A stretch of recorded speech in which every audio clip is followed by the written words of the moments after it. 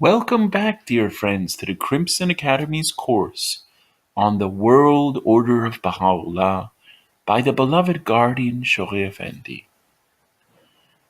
In this next section, dear friends, we're covering the goal of a new world order.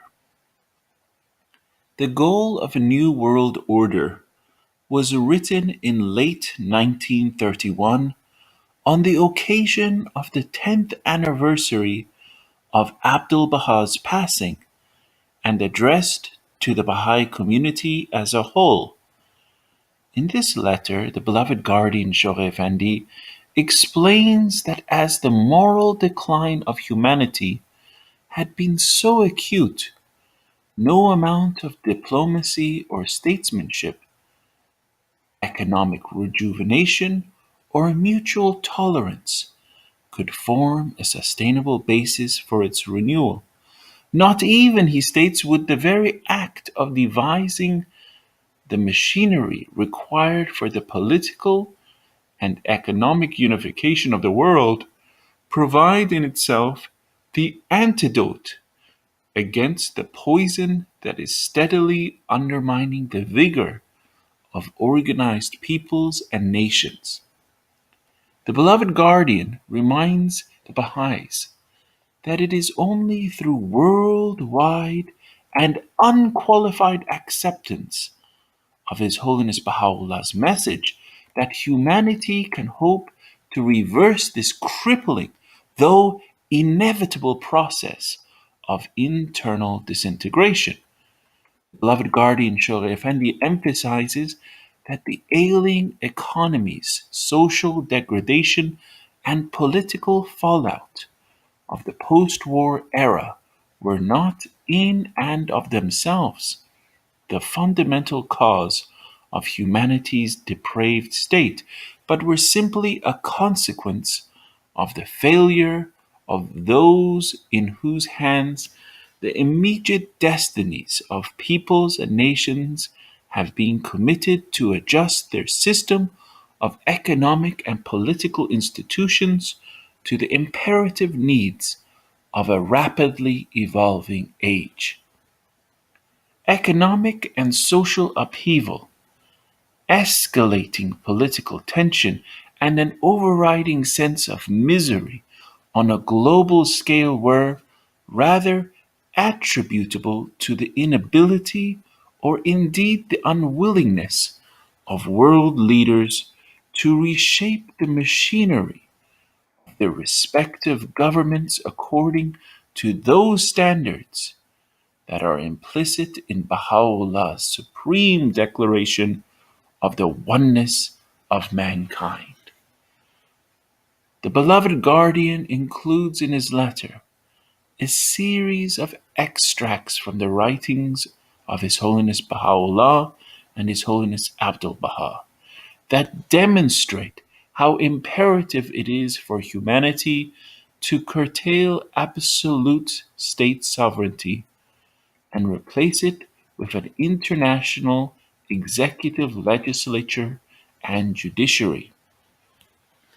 He explains how this form of world superstate, which would transmute the fury of a capricious and militant nationalism into an abiding consciousness of world citizenship, should be a counterpart to the seemingly contradictory principle of unity in diversity.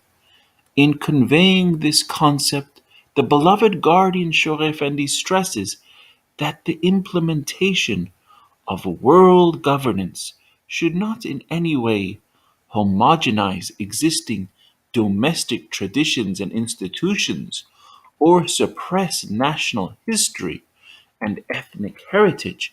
The principle of unity in diversity, he states, repudiates excessive centralization on one hand and disclaims all attempts at uniformity on the other. The beloved guardian Shoghi Effendi also clarifies that the oneness of mankind, as the central tenet of the Baha'i faith, should not be confused with a superficial or sanctimonious appeal for a reawakening of the spirit of brotherhood and goodwill among men. On the contrary, it necessitates a complete and organic reworking of the very parameters around which contemporary human society is based. It calls for a world organically unified in all the essential aspects of its life, its political machinery, its spiritual aspiration, its trade and finance, its script and language, and yet infinite in the diversity of the national characteristics of its federated units. As in some of his other letters, the beloved guardian Shoghi Effendi draws a parallel between the violence and conflict which eventually welded the fiercely independent and hitherto irreconcilable American states into one nation, and the process of mental and physical agony which humanity as a whole have to overcome on its path towards unification. And dear friends, this is an extract from the World Order of Baha'u'llah, page 46, states that the forces of a world catastrophe can alone precipitate such a new phase of human thought is, alas, becoming increasingly apparent that nothing short of the fire of a severe ordeal, unparalleled in its intensity, can fuse and weld the discordant entities that constitute the elements of present day civilization into the integral components of the world commonwealth of the future is a truth which future events will increasingly demonstrate. Beloved guardian Shoghi Effendi concludes by reaffirming the responsibility of every individual believer to aid with undimmed vision and unabated zeal the further propagation of the message of Baha'u'llah. He also reminds the Baha'is that the turmoil of the time, threatening as it may seem, is a requisite stage in mankind's maturation and will in due course culminate in lasting peace and worldwide harmony. In a letter written on his behalf in January 1932, the beloved guardian Shoghi Effendi made the following comments about the goal of a new world order. Concerning the general letter he has sent lately to the Western friends to which you refer, Shoghi Effendi thinks that the friends should spread the message it conveys to the public.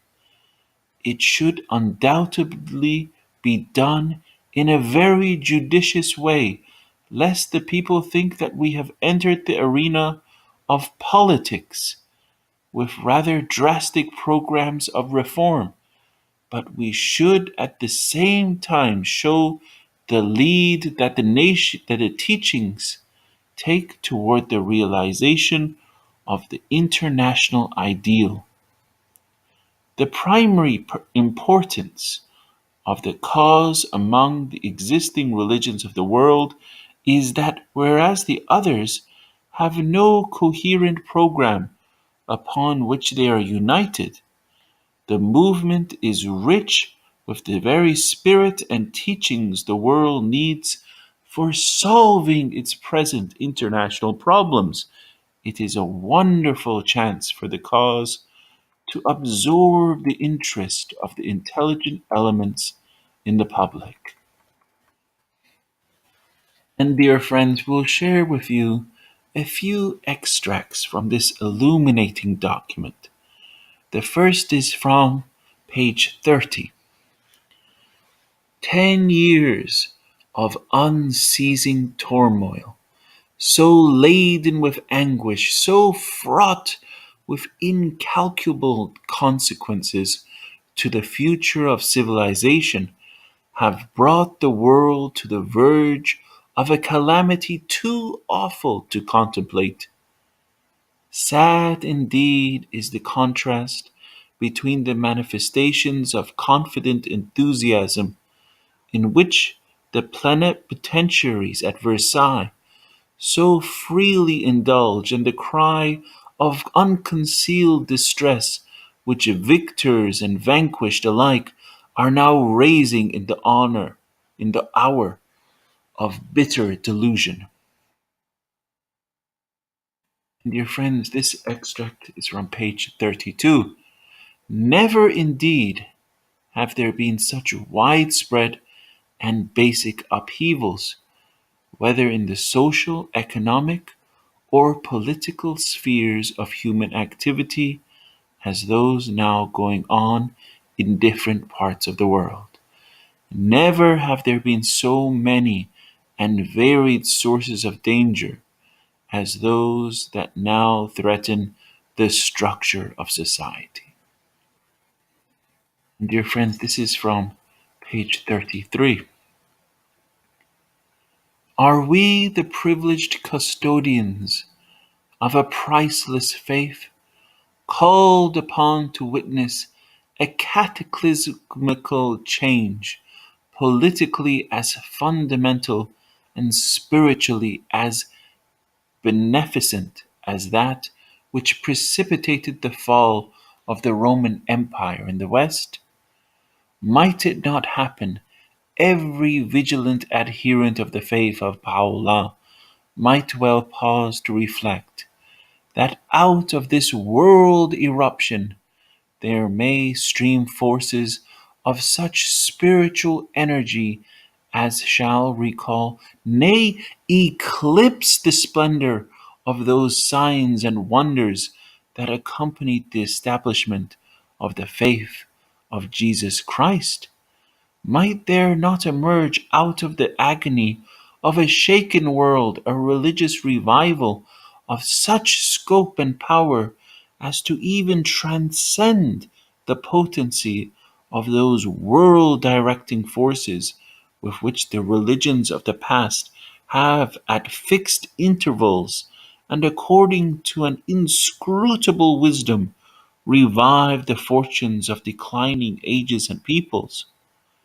Might not the bankruptcy of this present, this highly vaunted materialistic civilization, in itself clear away the choking weeds that now hinder the unfoldment and future efflorescence of God's struggling faith?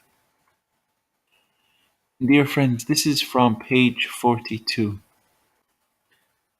The call of Baha'u'lláh is primarily directed against all forms of provincialism, all insularities and prejudices.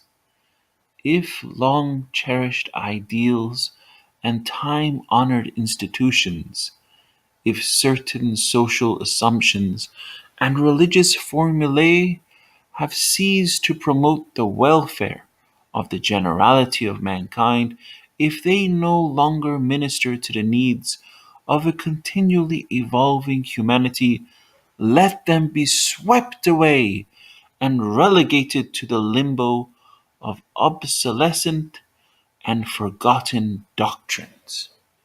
Why should these, in a world subject to the immutable law of change and decay, be exempt from the deterioration that must needs overtake every human institution?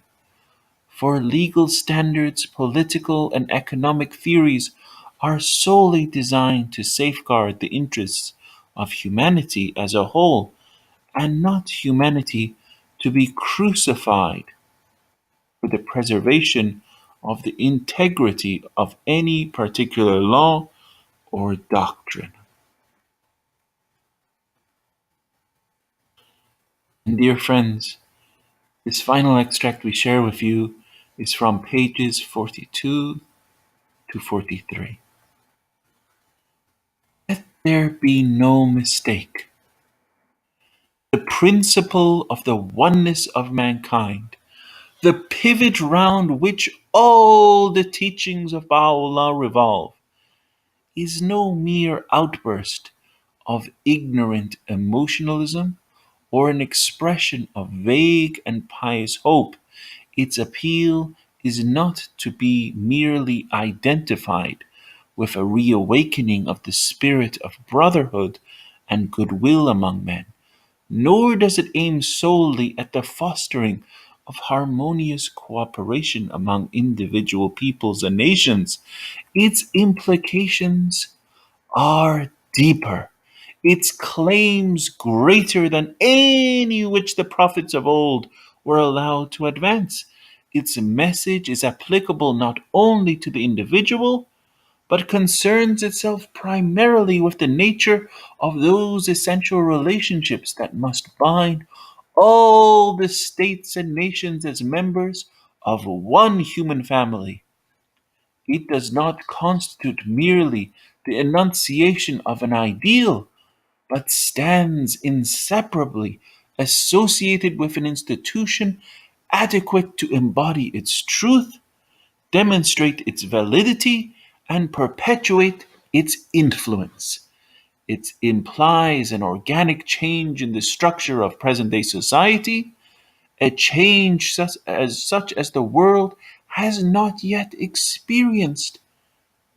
It constitutes a challenge at once bold and universal to outworn shibboleths of national creeds, creeds that have had their day and which must, in the ordinary course of events, as shaped and controlled by providence, give way to a new gospel, fundamentally different from and infinitely superior to what the world has already conceived.